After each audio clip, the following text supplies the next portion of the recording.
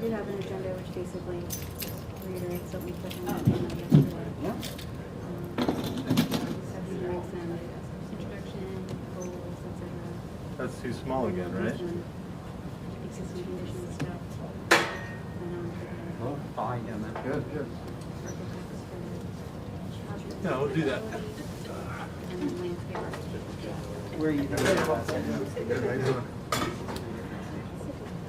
One can stay here because we have a table. One could probably go No, right one could probably go over there. and then yeah, I mean, it's totally up to you guys.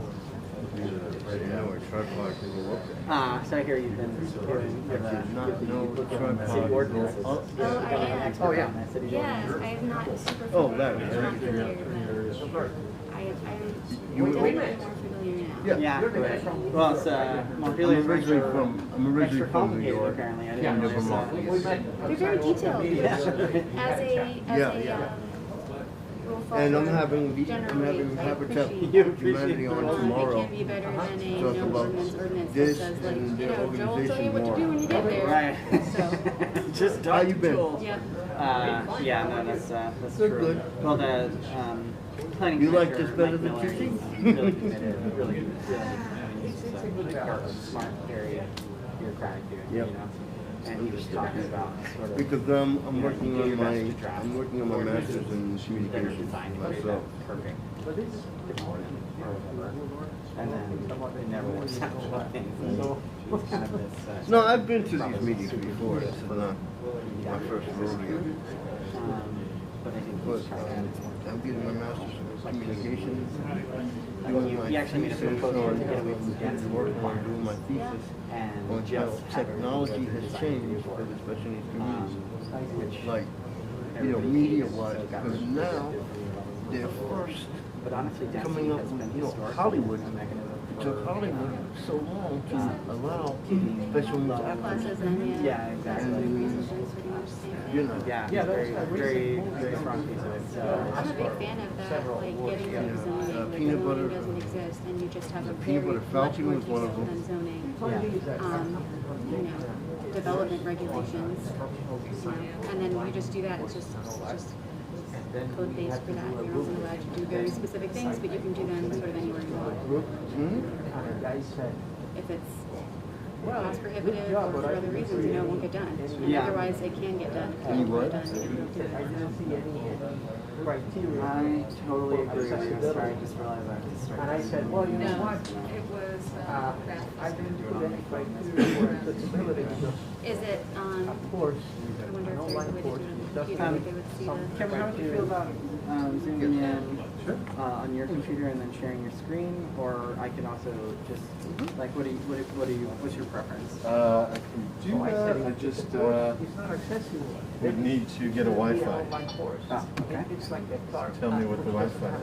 The Wi-Fi is, And my rule is. I'm gonna squeeze by here. The Wi-Fi is City Hall 9919. City Hall open or City Hall secure? Yeah, City Hall open, and all lowercase no spaces. Password is City Hall 9919 exclamation. Okay, just pass this around. Hold on. Hey, Larry. Alright, that didn't work. City Hall, No capitals. City Hall, 991. 9919 exclamation point. Yep. What were you saying? Go ahead. And then you're going to email me the link? Or just text?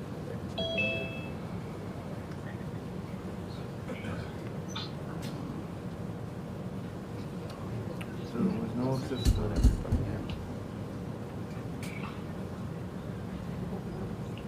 Do you want us to use a mic? That's for these guys Probability, here. yeah. Yeah.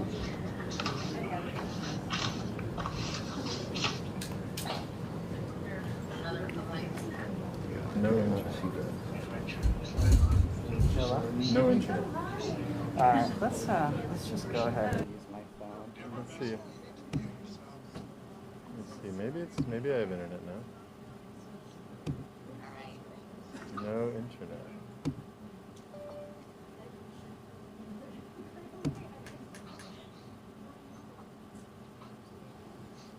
Yeah, it's not connecting. No.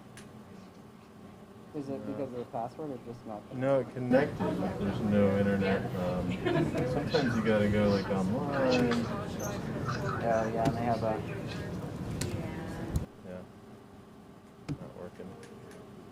Okay. It may be our firewall or something. Maybe if you try the City Hall Secure, then you get No.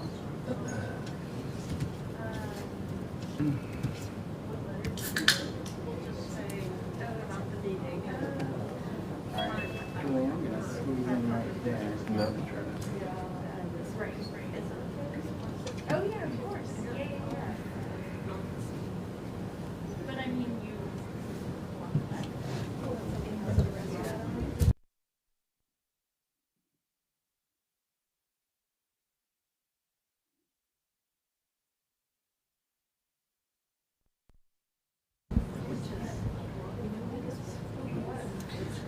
Hi everybody on Zoom. We're having some internet issues with the City Hall's internet, so we might just have to go through my cell phone, which is not ideal. But if we can figure out the internet, then we will project and share. But if folks wouldn't mind muting themselves while they're waiting, otherwise I can mute you for you, and we're going to get started here shortly.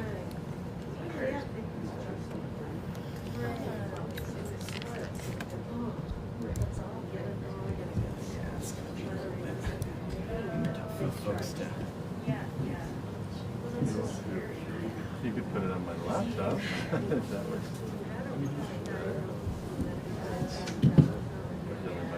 I might hit it.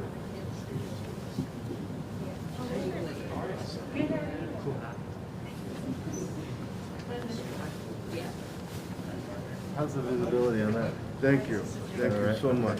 Great. Are we good? Like I said, I deal with Zoom text on those. Oh, isn't that great? Yeah, it's a great thing. Yeah. Zach, let me know when you want me to start rolling. Yeah, I'll once we're right there, give folks another couple minutes to arrive I here. think it's already live on YouTube. Oh, it is? Okay. Yeah. Great. It goes live. Yeah, absolutely. But thank you again in advance for coming tomorrow. How do you feel? I'm a little bit nervous, Larry. I'm not an expert on NIMBYism, so. No. I'm saying, how do you feel? Because you- Oh, health-wise? Oh, I'm good. Yeah, That's- I'm doing much better. As long as you're eating and staying healthy, Yeah. It's going. All right, Kevin, you want to get going? Yeah, whenever you're ready. for tomorrow, we can talk about a little bit of that, but we'll talk about Habitat for Humanity as a whole. Larry, let's chat about it. Okay. Hello and welcome everybody. Can everybody hear me okay? Cool. Hi. Thanks so much for coming out today. My name is Zachariah Watson. I'm the Executive Director for Central Vermont Habitat for Humanity. And I'm sure some folks will be coming in here throughout the meeting, but we are asking everybody to wear masks today. Thank you all very much for that. I appreciate being mindful of keeping everybody healthy. There's a sign-in sheet circulating right now, so if you haven't signed that yet, keep passing it around so we can make sure that everybody gets signed in and we can continue to communicate. So we are here today this is the first stakeholder meeting for a housing development project, which we are exploring the feasibility of. For a project located on Northfield Street. And you'll see lots of maps. I'm not going to try to describe it for you. But so the goal of this meeting, we're really bringing a blank slate today. We have an idea of some of the constraints and the restrictions of the site, and we'll go over those. But before we get any further into this process, we really want to hear from you. We want this to be a discussion about how do we capture the interests, the needs of the people in our community. And as community members, you are stakeholders. But I know there are butters. There are folks that have interest in actually the development themselves, what type of housing is going there. Zach, I guess we don't have audio. We're just, sorry. We're on mute. Thank you, Peter. You didn't miss anything important. I just said a lot of stuff. And I let somebody in too. Thank you, Kevin. Sorry, guys. So the internet here is not letting us on the computer for some reason. So. I was gonna see if that would make sure it didn't. Yeah. Okay. So yeah, this is the first stakeholder meeting, and all right, we want to get all your thoughts, and we have a really nice format for the meeting tonight, and we'll review the agenda. And the intent of the style of this meeting is to make sure everybody has the opportunity to speak and be heard equally on every aspect of this. And so there's plenty of opportunity to be engaged. We then are going to take your comments, and we're going to build them into some concept designs, and where we'll have a second stakeholder meeting, and where we'll be able to have a chance to review multiple designs, and you'll have another opportunity to engage in that process at that point. So the first question everybody asks us is, why is Central Vermont Habitat for Humanity doing this? Don't you guys just build single-family households? It is a legitimate question. We typically do only build single-family households for low-income homeowners between 30 and 80% area median income. All of our projects are for homeownership, and we offer mortgages which are designed to be affordable, so they're always less than 30% of the income of the people we work with.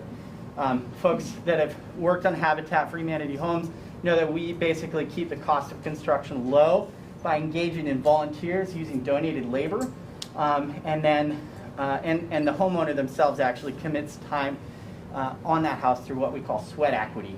And then we offer them a 0% interest mortgage. Those payments then get cycled into a revolving fund, which then helps us build our next home. So that's our traditional process. But you know, I don't know if folks got a chance to read an article I recently wrote about the state of housing and how ARPA funds are going to impact it. And what it has to do with is the amount of incentives and programs that are out there are primarily to support rental housing. And so as a result of that, oftentimes Habitat for Humanities and homeownership in general is left out of the mix of our major housing developments. And so as a result, if we want to be in a part of that housing development where we can build houses on a long-term scale and really plan and be effective in making a dent in the housing crisis that we have right now, we had to think long-term and bigger. And it's honestly, we did a lot of praying about trying to find that parcel that we could build house after house. And it just so happened that one of our volunteers that was serving as a liaison for one of our homeowners for a house we built in Barrie. So he's a liaison, helps our homeowners who oftentimes have never owned a home, generationally at all, navigate the homeownership process. And he came to us and he said, Zach, I just got 50 acres in Montpelier. I never thought about it. It's in current use. I don't really know what to do with it, but I wanted to do something good. I want to leave some sort of legacy here. What do you guys think about this? So myself, our architect, our builder, a local engineer, walked the parcel and just to see if it made sense. And there was a lot of question marks, but it did feel like it's at least worth exploring. So we applied for and we received a community development block grant through the Vermont Community Development Program of $50,000 to conduct an engineering and architectural feasibility study to determine how many houses we can build up there, what's the access look like, what are the site constraints. We also received a $10,000 feasibility grant from the Vermont Housing and Conservation Board. So that's sort of where we're at. We've had 3 public meetings with the abutters. We walked the property and we did 2 Zoom meetings, a Zoom meeting. And then we had a public meeting before we submitted the application. And we've also had lots of comments about this when we looked at rezoning the parcel, both through the Development Review Board, 2 meetings, and City Council, 2 meetings. So we're about 7 meetings into this, but we still have not put anything on paper because it's really important to us to hear from you about what you want to see in this project. So we're focused on housing, building as many houses as we possibly can. also recognizing that this is a beautiful piece of land with some serious constraints in regards to the forested land on it. And so we are committed to housing and conservation. So we went through a feasibility, we went through an RFP process, and we selected Engineering Ventures, who partnered with Park Architecture, Gossens Bachman, as well as VIS. And they are an amazing team. We could not have asked for a better team. These guys are involved with every project that's going around in the state. If anybody knows anything that's going on, they do, and they have a lot of good answers, good connections. So we can work with them. We feel very confident working with them to come up with a project that meets our needs. So we're doing that feasibility study right now. Our plan is to complete it by August. So I'm going to step down because I'm the bureaucrat here, and I'm going to leave it up to Kevin Warden, who's in charge of Engineering Ventures, who's going to walk through our agenda and everything else. So Great, thanks a lot, Zach. Just to give you an overview of the format, the next thing, we have an agenda up here. That was one intro. Next, we're going to talk about existing conditions to get everyone on the same page as to the site we're looking at and what's on the site now. Then we're going to have three important categories that we want to talk about. The first is conservation development design, which is the way we're proposing to look at this site. Then we're going to talk about housing and sustainability. And then we're going to talk about park and public access. And you certainly, if you have a question, a brief question, please feel free to ask it. But our goal then is to do breakout groups. We'll divide everyone into 3 groups and meet with each of those professionals that deal in those 3 areas. And then, if we have time, rotate around, because we really want to give a chance for everyone to contribute their ideas and questions and thoughts about each of those ideas, about each of those 3 areas of consideration. So first, and this is going to be tricky, we're going to go over to existing conditions, and we just had to blow it up to make it visible, but as Julia goes to the next page, we might have an issue. You can try going, or I'm happy to do it, just page down. I thought I could navigate. Oh. But then we got to go to view, and we're going to go through, yeah, page, exactly. Thanks. All right, so if you can see this is Montpelier. We're up here on Main Street, and across the river and up Northfield Street is the project site. It's 54 acres. It's at 102 to 110 or so Northfield Street. If you're at this kind of south end, it's about a 15-minute walk into town.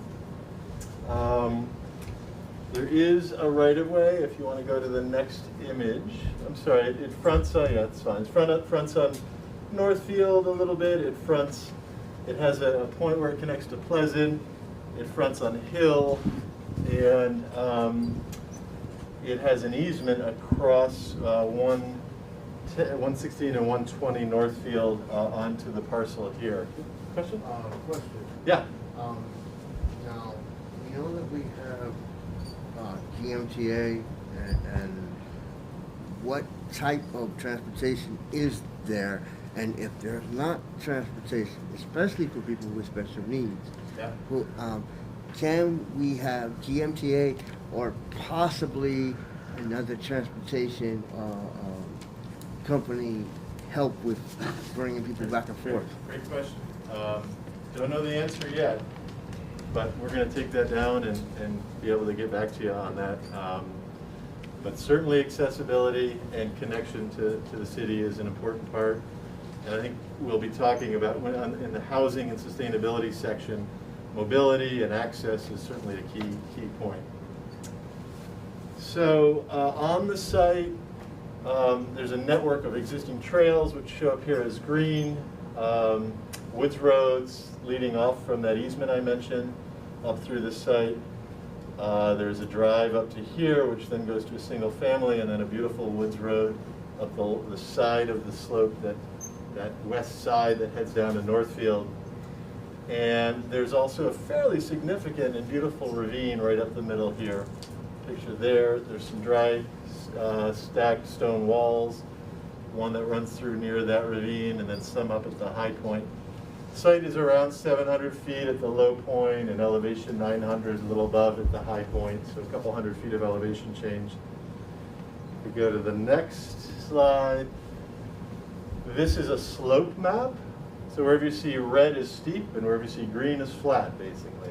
And so if anyone's familiar with the site, it's definitely bounded on the west and on the east with steep wooded slopes. But when you traverse those woods trails and get up to the higher parts, there's areas there that are, you know, certainly less than 10 or 15% and flatter. Go to the next slide. This is a soils map. It's really all one kind of soil, and it is, you know, moderately shallow to ledge, although I did walk up throughout the field and used a hand probe and got at least 4 feet to soil. But as we look at areas through the development, very shallow ledge areas maybe we want to stay away from, or, you know, find areas where we can, instead of cutting in and, you know, cutting down through the existing topography, fill above. The next slide. This is just a quick solar access. It is sloping to the north, down to the north, so it's not one of those perfect south-facing meadows, but it's got quite good solar access, especially up in the upper area. We walked it before the leaves were out, and you can kind of get a sense if there was some clearing in the middle, what it would look like. We're pretty close to the solstice here, which is representing by this upper arc. So you're going to have sun rising kind of up in that corner there, and sun setting up in this corner. Then in the winter solstice down in this lower arc, you can see sun is rising down in this area, and sun is setting down over here. Obviously a much narrower band. And then I think we have another one. Yeah, and this is just representing, I think, you know, one of the first tasks we had. Zach said no preconceptions, but before we could even come and meet with folks, we had to understand, could we have vehicular access to the site? And legally, there's an easement to the site through 116 and 120 up by the Montpelier Housing Authority there. And one thing I didn't mention at the intro is there's a 3-acre parcel here right on Northfield, which is really all under the same ownership, but it is a separate 3-acre parcel and would remain that way. And right along the east boundary of that, there's a woods road represented by green, and just a little below that, there's a really nice traverse in that brings you up to the higher plateaus. So we're right now looking at that as a likely point of access vehicularly to this parcel. And I think that really brings us to Julia, who's going to talk about conservation development design. Should I bring it back to the agenda? Would that be helpful to? Yeah, I can do that while you're, I'll zoom in while you're doing that. I'm Julia Genorio. I'm also with Engineering Ventures. I just wanted to talk a little bit about conservation style development, because that's sort of one of the main methods that we're going with. It's an alternative to more conventional cookie cutter style developments. I can't hear you very well. Speak up, please. It's an alternative to conventional cookie cutter style developments that have been really common. The goal is to balance the protection of the important natural features with the sustainable long-term development. The first step in this is identifying natural and cultural resources that we agree need to be protected. The primary constrained areas, like Kevin was talking about, like steep slopes, things that don't really apply on this site, but other things like wetlands or floodplains that, you know, need to be avoided at all costs. Then the next step is identifying other cultural features or historic sites, scenic views, woodlands, things that we'd like to discuss today when we break out into groups. Then after that, we determine the areas that are going to be put aside to be permanently conserved. And this is all done before we choose the building sites, before we draw the lot lines, so that we're assured a balanced development in the future. Sometimes this development style results in more dense cluster developments, though not always, but it is a tool to get more housing in there as opposed to more land consumptive styles of development. This is just one part of the framework. There's lots of other challenges and opportunities with the site that we plan to look into and take into consideration. And I think we'll hear more about that now from Steve and Greg about housing and sustainability. Yeah, and I'll just add on to what Julia said. VNRC, which is headquartered down here on their website, has a great little intro to conservation development design, if anyone wants to look at that. My name is Greg Gossens, and this is Steve Grinnell. Partners at GV Architects. Well, we're going to be looking at the building aspect of this when we get into the whole affair. We are looking to do net zero, carbon neutral development, so sustainability is really going to be important to us. Also linkages, make this a walkable, integral part of the community. I live up on College Hill, and actually this site is closer to downtown than my house is up in College Hill, with about the same amount of vertical challenge to it. So I'm accustomed to schlepping up and down the hill to get to downtown. So I know it's doable, and I know we can create some meaningful linkages to downtown and linking with mass transit. We designed the transit center here in town, so I'm all over mass transit, getting GMTA, take care of that. So when we get into the housing, we're going to look at every style of housing we can think of. I mean, the sky's the limit. It's going to be rental, for sale, townhouses, duplexes, triplexes, single family, large buildings. We're going to do whatever is appropriate for the site. Right now, it's a blue sky conversation. We have no preconceptions. There's no agenda to what kind of housing we're going to put up there, what kind of income group, except for we want to make it affordable. And as everybody knows, we have a shortage of affordable housing in this entire state and this community in general, so we're going to be looking at affordability both as something buildings people can buy and get equity and something people can rent. So we're going to look at everything in that respect. And it looks like we can get about 260, or zone for 260 units here, but we're thinking more to be,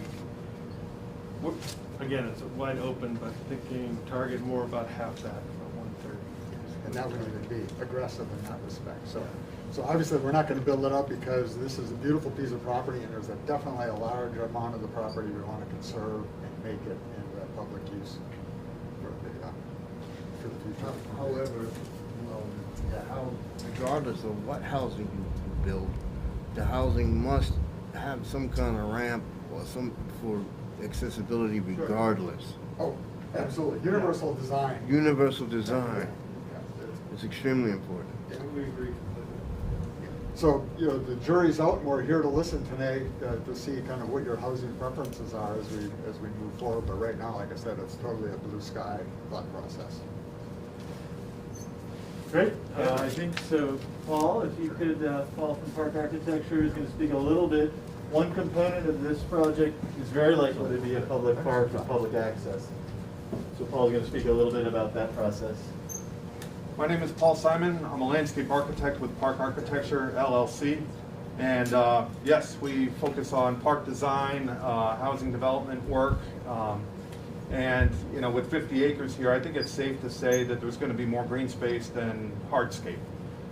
So the focus will be much, instead of trying to integrate a park, it's more integrating the housing to a park that's already there.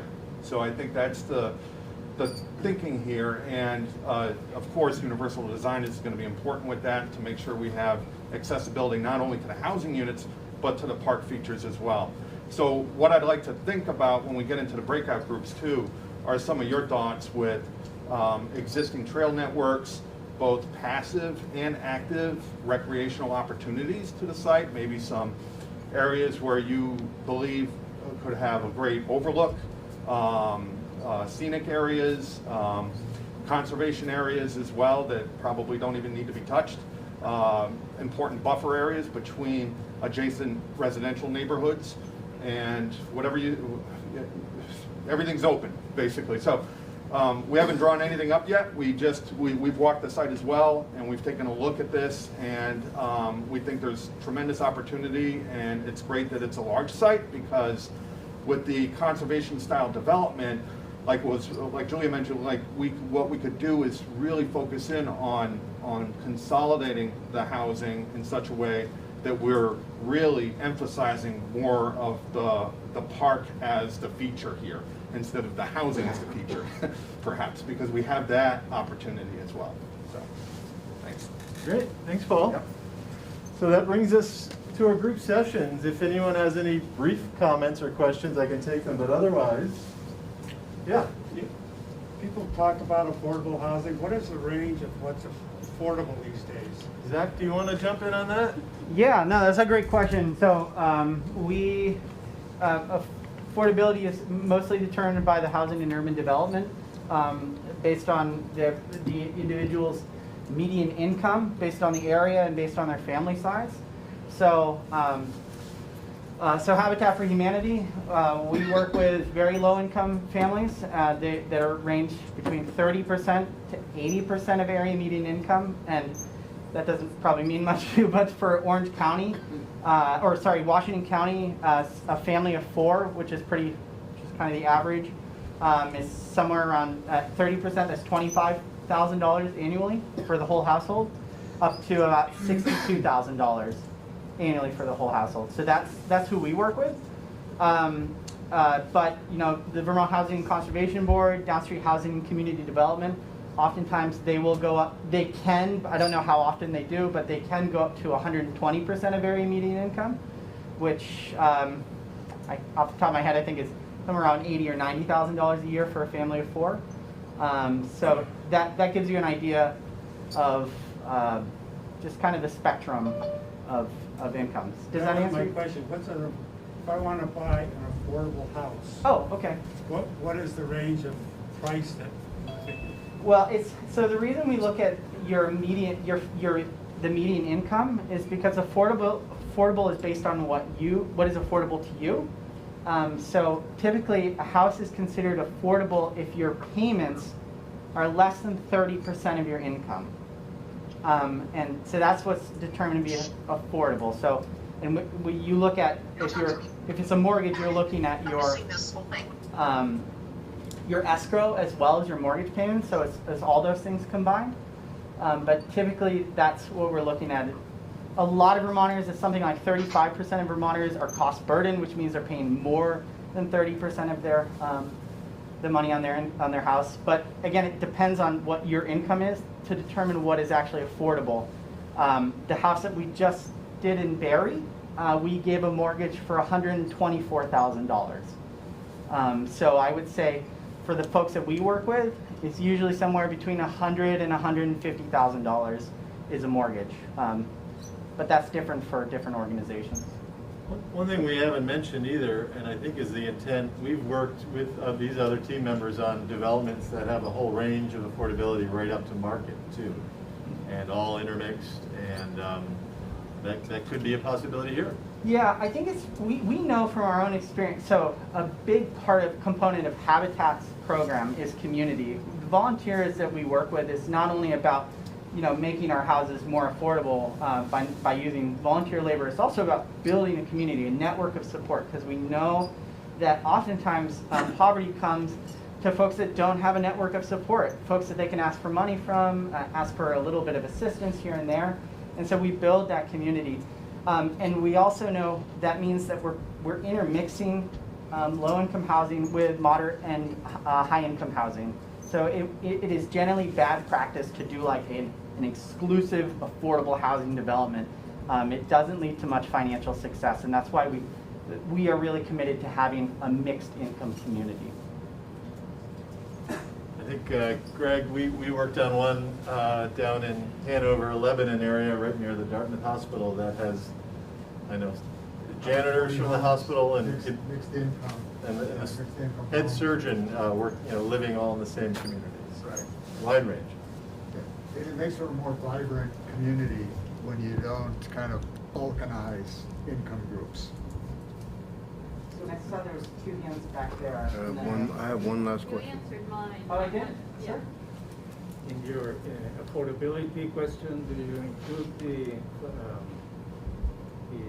cost of utilities? The operate like utilities and stuff like that. Operational cost, yes. So we include those in for us specifically, we include those in our, we look at what is their monthly operational expenses total, and So we kind of estimate that there's a certain amount that people are spending on those things, but we can factor in those things. A lot of times, mostly when we look at affordability, we're looking at debt to income ratio.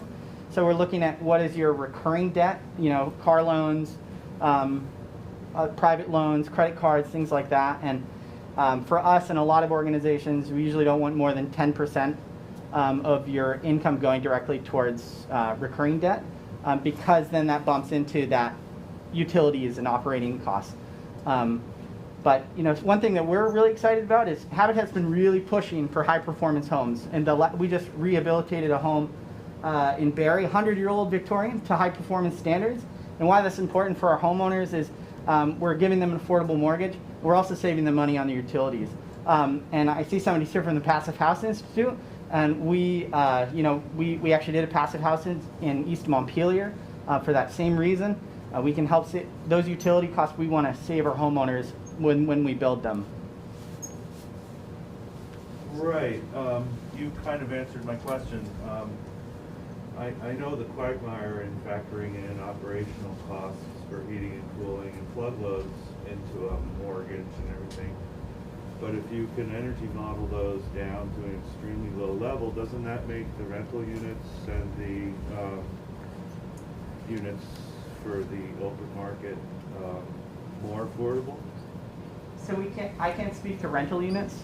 We don't deal with rental units. Will Habitat have the rental units? Will you act as developer and pay the operational expenses for the rental units? Unlikely that we will be building the rentals. No, we only build home ownership. Yeah, we'll be looking for partners, there's no doubt about it. Be looking Not for developers. partners to take on the rental piece. Yeah. Yep. Well, there's no question, when you bring down the operational loads for heating and cooling, not only are you acting in a climate action way, you're creating more renewables, more renewable production on your net zero project will be available for other things. Yeah, I think like that's charging electric cars or yeah. And not to tout our own horn, but as non-conventional mortgage lenders, we can look into those things. We can look at how much is this house going to save you, and does that mean that you might have a little bit more flexibility on a mortgage?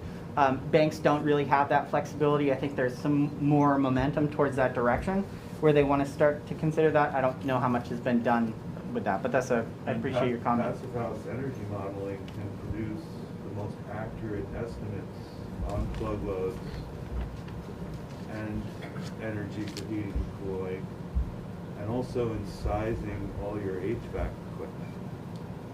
And there's cost savings there in smaller HVAC systems. I'm excited to hear more about it when we do the tours. Claire? My question comes to environmental. I'm sorry. I'll repeat it. My question comes to environmental. Or does Habitat for Humanity, when in terms of this parcel or going forward with other parcels, will they maybe include solar heating and other things like that? Solar panels and. I think that's a great segue. Yeah. So the question is. I'm sorry. No, it's great. The question is, will there be solar? And we don't know it yet, but we're ready to kind of hear those questions, take some notes. One of the breakout groups with Greg and Steve is going to talk about housing and sustainability. And I thought if the folks in the 2 rows behind them, and Larry, if you want to jump over there, we'll get a plan there and some notes and start taking those questions. Paul, do you mind doing park in the back? Sure. So if the last row and folks standing could hang out with Paul. And my idea is here, after about 10, 15 minutes, it'll rotate. So after about 45 minutes, you'll have a chance to share some thoughts and questions about each category. I don't know how you want to do the folks on Zoom. Yeah, I'll walk around with the folks on Zoom. You have and- folks on Zoom? Yeah, we do have folks on Zoom. Housing and sustainability? Yes, we have. If you want, Have a, yeah, join us. link for it. Can I give you guys two plans? Okay.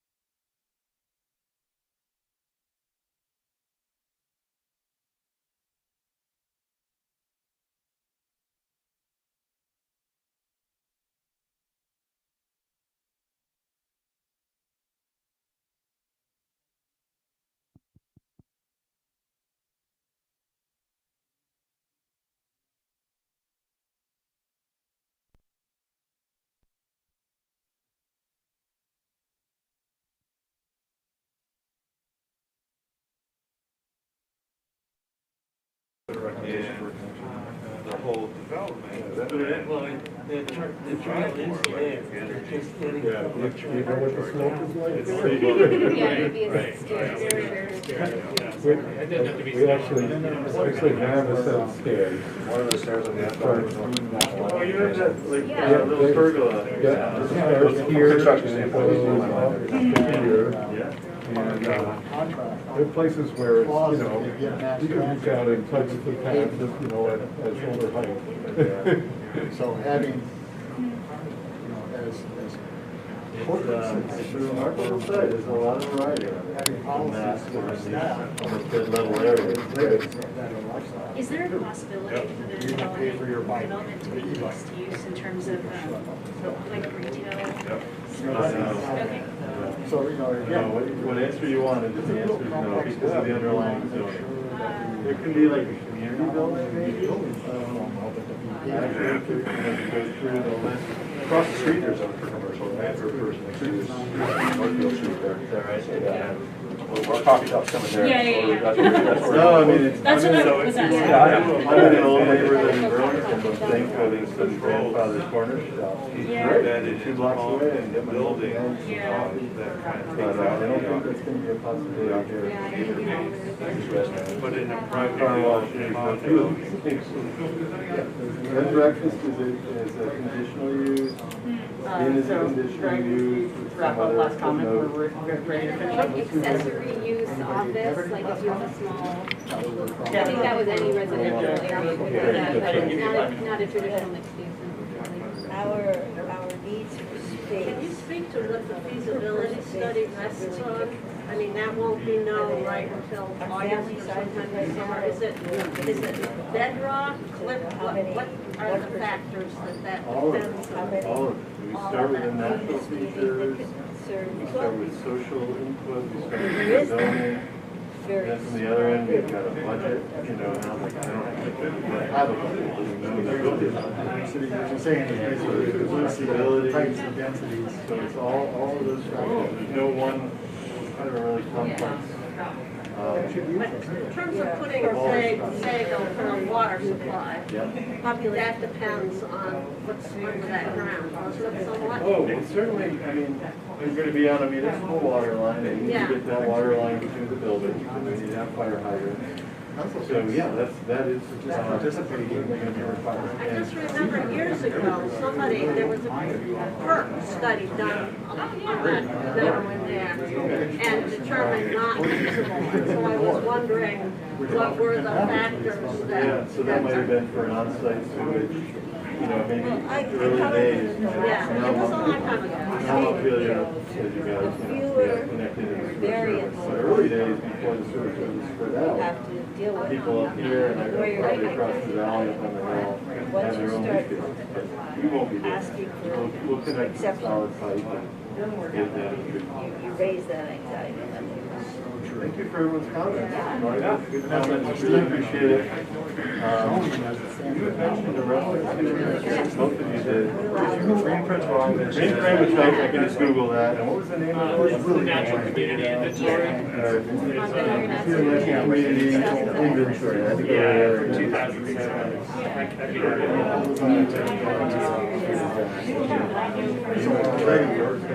Yeah. 2007. I'm sure you know exactly about that. Just you know exactly.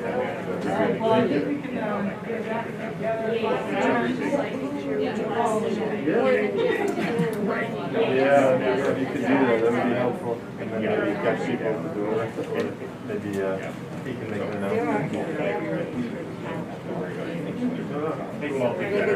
We're talking All right, I guess if everybody, I just have a couple more comments. I want to let folks know about next steps so that you're continuing to be engaged in the process.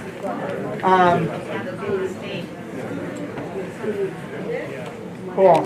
So I first just want to thank our Engineering Ventures and Gossens Bachman and Park Architecture.